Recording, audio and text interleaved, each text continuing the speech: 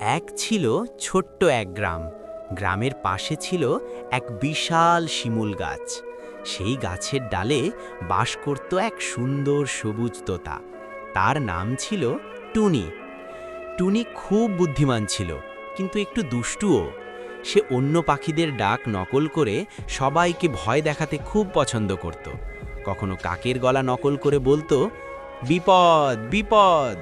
আবার কখনো শালিকের গলা নকল করে ডাকতো, বৃষ্টি আসছে, লুকাও।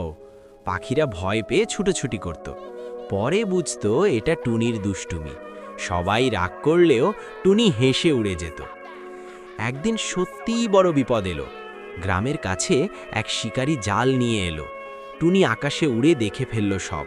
সে ভয় পেয়ে চিৎকার করে উঠল, বাঁচাও, শিকারী এসেছে, সবাই পালাও। কিন্তু এবার কেউ তার কথা বিশ্বাস করল না। সবাই ভাবল আবার টুনির মিথ্যে ডাক। অবশেষে শিকারীর জালে অনেক পাখি ধরা পড়ল।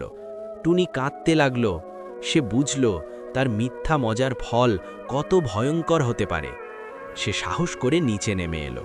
ঠোঁট দিয়ে জাল কেটে অন্য পাখিদের সাহায্য করে এক এক করে সবাইকে ছাড়িয়ে দিল। শিকারী আসার আগেই তারা উড়ে গেল। সেদিন থেকে টুনি আর কখনো মিথ্যা ডাক দেয়নি। সে বুঝেছিল বিশ্বাস একবার ভাঙলে তা জোড়া লাগাতে অনেক কষ্ট হয়। এরপর থেকে টুনি সত্য বলতো, আর সবাই আবার তাকে ভালোবাসতে শুরু করল।